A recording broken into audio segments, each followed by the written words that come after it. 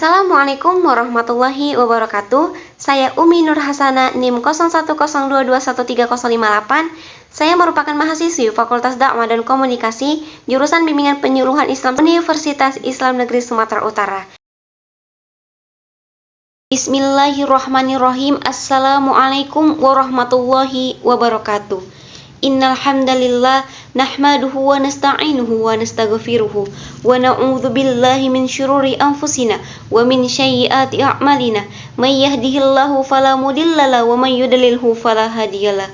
Asyhadu an la ilaha illallah wahdahu la syarikalah wa asyhadu anna Muhammadan abduhu wa rasuluh. Qala Allah Ta'ala, ya ayyuhalladzina amanu taqullaha haqqa tuqatih wa la tamutunna illa wa antum muslimun. Ya ayyuhan nasu taqu rabbakumul ladzi khalaqakum min nafsin wahidah wa khalaqa minha zawjaha wa batha minhuma rijalan katsiran wa nisaa'a wattaqullaha alladzi tasaaluna bihi innallaha kana 'alaikum raqiba. Fa inna asdaqal hadisi kitabullah wa khairal hadi Muhammadin sallallahu alaihi wasallam wa syarrul umuri muhdatsatuha wa kullu muhdatsatin bid'ah wa kullu bid'atin dhalalah wa kullu dhalalatin finnar amma ba'du. Ibu-ibu dan bapak-bapak yang dirahmati oleh Allah Subhanahu wa taala. Siapa sih manusia di muka bumi ini yang tidak mempunyai masalah? Pasti setiap manusia di muka bumi ini mempunyai masalahnya masing-masing dan problematikanya masing-masing. Ingat, manusia itu tempatnya masalah. Jika kita amati, jika kita cari manusia yang tidak punya masalah, kayaknya nggak ada deh. Karena setiap manusia mempunyai masalah dan sedang memperjuangkan masalahnya masing-masing. Namun, kita sebagai manusia, kita sebagai hamba Allah terkadang lupa ketika kita sedang memperjuangkan masalah kita, lupa akan solusi yang pertama yang seharusnya kita lakukan, yaitu solusi apa? Solusi doa. Doa adalah solusi pertama, bukan solusi terakhir. Mengapa demikian? Karena ulama juga mengatakan bahwasanya doa adalah silahul mukmin. Doa adalah senjata orang-orang mukmin. Tidak hanya itu, dalam surah Ghafir ayat 60, Allah Subhanahu wa taala berfirman, A'udzu billahi minasyaitonir rajim. Bismillahirrahmanirrahim. Wa qala rabbukum ud'uni astajib lakum. Yang artinya, berdoalah kepadaku, niscaya akan aku perkenankan bagimu. Nah, sudah jelas bapak-bapak dan ibu-ibu yang dirahmati oleh Allah Subhanahu wa taala bahwasannya dalam surah ini Allah memerintahkan kepada kita sebagai hambanya untuk senantiasa mengingatnya, untuk senantiasa berdoa kepadanya. Niscaya akan Allah berkenankan bagi kita. Kemudian tidak hanya itu, Rasulullah Shallallahu Alaihi Wasallam bersabda dalam riwayat At-Tirmidzi, yaitu ad-du'a ummul ibadah, yang artinya doa itu inti dari ibadah. Nah, maka dengan demikian kita sebagai hamba Allah harus senantiasa ingat kepada Allah. Jika kita ingat dengan Allah, maka otomatis Allah juga ingat dengan kita. Jika kita lupa sama Allah, maka Allah juga lupa dengan kita. Satu hal yang perlu kita sadari dan kita ingat bahwasannya sebenarnya di dalam masalah kita, walaupun kita tidak ingat Allah, Allah terkadang menolong kita dengan cara-cara yang tidak kita sadari. Seperti apa? Seperti tiba-tiba kok masalah kita aja tiba-tiba selesai gitu. Kok masalah kita tiba-tiba enak aja dijalani. Kok hati kita tenang gitu.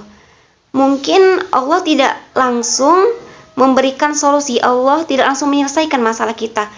Allah ingin lihat dulu apakah hambaku ini ingat kepadaku, ingat berdoa kepadaku. Nah, namun selebih itu Allah juga menolong kita dengan cara-cara Allah yang terkadang tidak kita sadari tersebut. Kemudian ada satu hal yang harus kita hindari bapak-bapak dan ibu-ibu yang dirahmati oleh Allah Subhanahu wa taala. Apa itu? Jangan pernah ucapkan kok seperti ini, andaikan seperti ini, kok jadinya seperti ini. Jangan pernah ucapkan seperti itu bapak-bapak dan ibu-ibu sekalian. Mengapa demikian? Karena Rasulullah SAW melarang kita untuk mengucapkan hal seperti itu. Apa yang sudah terjadi kepada kita, coba aja katakan qadarullah ma syaa fa'ala.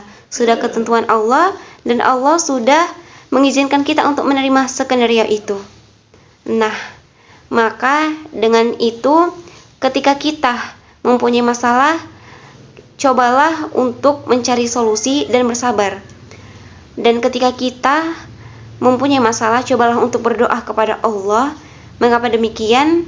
Karena dengan kita doa, kita bisa lebih tenang, ataupun Allah lebih bisa menolong kita.